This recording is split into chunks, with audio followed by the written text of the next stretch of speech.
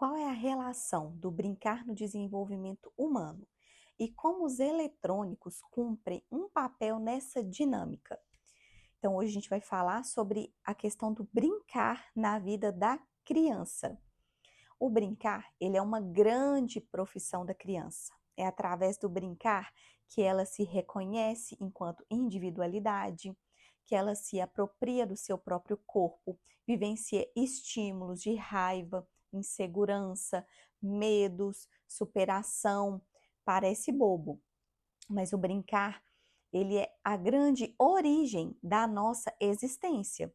É onde testamos todas as hipóteses, onde iremos trabalhar na vida adulta. A criança precisa de muito menos do que a gente imagina. Um espaço com elementos da natureza já servem para que ela brinque por horas e horas. Isso é um brincar livre. O brincar conduzido é assim: você chama a criança, filho, vem cá, vamos fazer este jogo. Você vai dar as regras, você vai impor os limites naquele jogo. Então a criança tem que se conter para conseguir fazer aquela atividade. E o brincar livre não. Ela está ali o tempo todo usando a sua imaginação, a sua criatividade, exercendo todos esses quesitos no seu corpo. A criança precisa de muito menos do que a gente imagina. Um espaço com elementos da natureza, ela pode se distrair por horas e horas ali.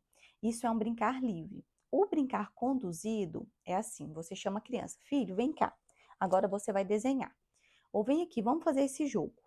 O brincar livre, ele revitaliza, ele é um impulso natural do indivíduo.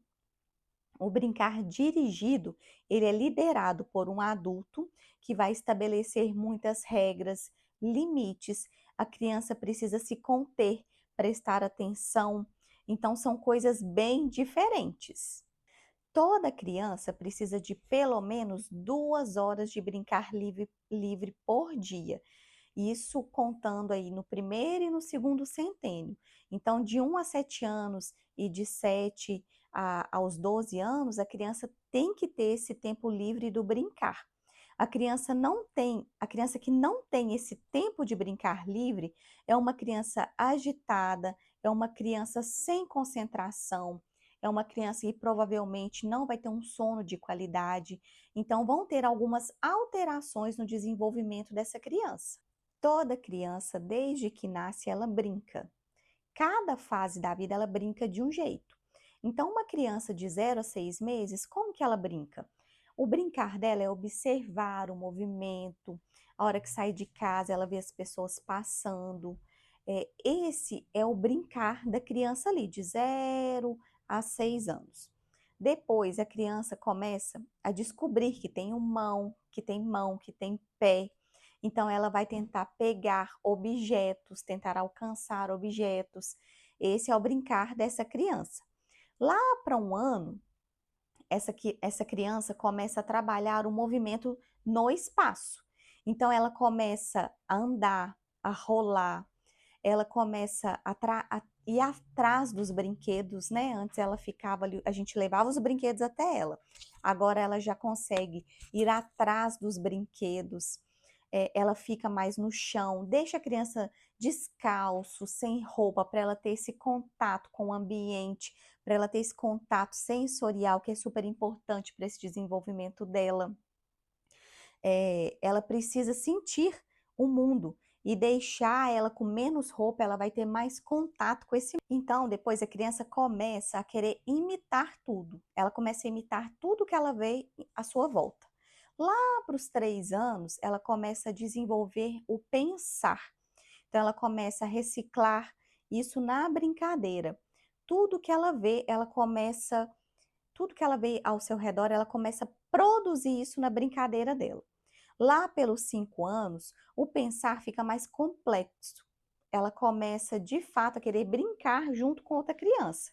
Antes ela brincava, mas ela brincava junto, estando perto.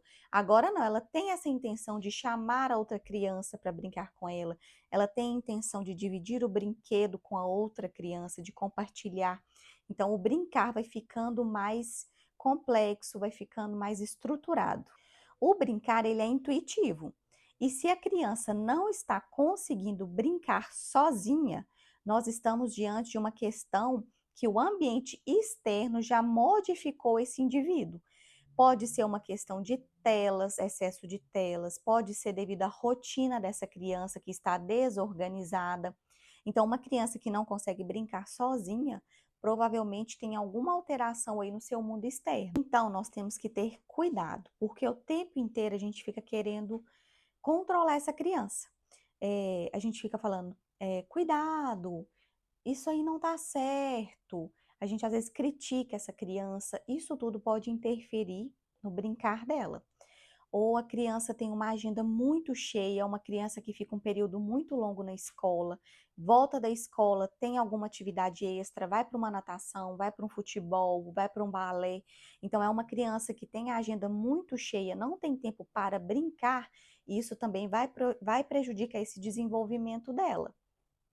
O brincar, ele é o grande termômetro do seu filho. Se ele brinca bem, se ele brinca sozinho, se ele se entrega ao mundo, com certeza ele vai ser uma criança que está bem humorada, é uma criança tranquila, é uma criança que faz menos birras. E se isso não está adequado, é um sinal de alerta. É uma criança provavelmente muito mais irritada. Essa criança precisa ter tempo de tédio. Então ela vai falar assim: ah, não, mas ela vai chorar, porque a televisão está desligada, porque não tem nada para fazer. Tudo bem, você vai acolher essa criança. Você vai explicar para ela: filho, agora é o momento de descansar. Agora a gente tem que ficar mais tranquilo. Depois da hora do almoço, principalmente, é o melhor momento para isso, o momento do tédio. Então, se a criança não tiver um momento de tédio, ela nunca vai desenvolver a criatividade dela. É nesse momento que ela vai encontrar algo para fazer. Quanto mais brinquedos de montar ela tiver, mais ela vai ter que usar o seu mundo interior. Brinquedos que precisam de pilha, que toca música, que anda sozinho, não são legais. Porque os brinquedos já fazem tudo por si só, a criança não precisa fazer nada para eles. Então, se você tem esse tipo de brinquedo na sua casa, já pega e já joga fora, porque isso daí só vai atrapalhar o desenvolvimento do brincar do seu filho. A quantidade de brinquedo também importa. Faça rodízio de brinquedos, deixe menos brinquedos expostos, para que essa criança consiga brincar com todos os brinquedos.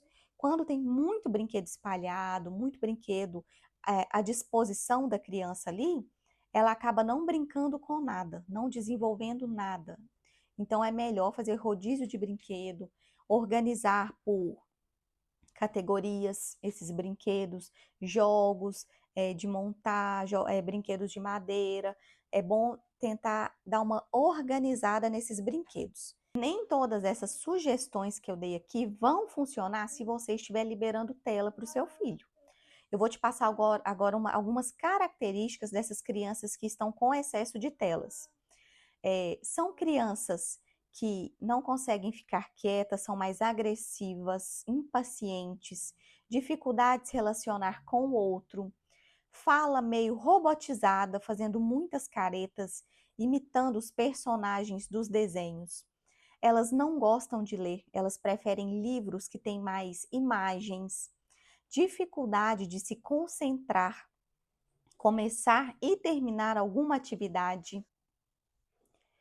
O desenvolvimento da fala já é comprovado que é afetado. São crianças que vão falar errado por mais tempo, que vão precisar de um atendimento fonoaudiológico. Então, esses são todos malefícios que as telas trazem para o desenvolvimento da criança. Você vai escolher o que você quer implantar na sua casa, o que você vai permitir.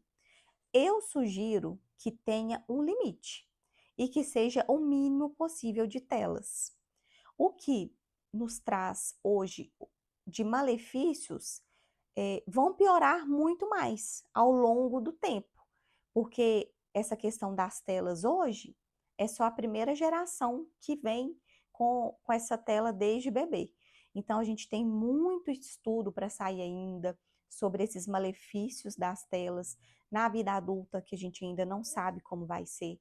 Então, tente regrar ao máximo possível na sua casa.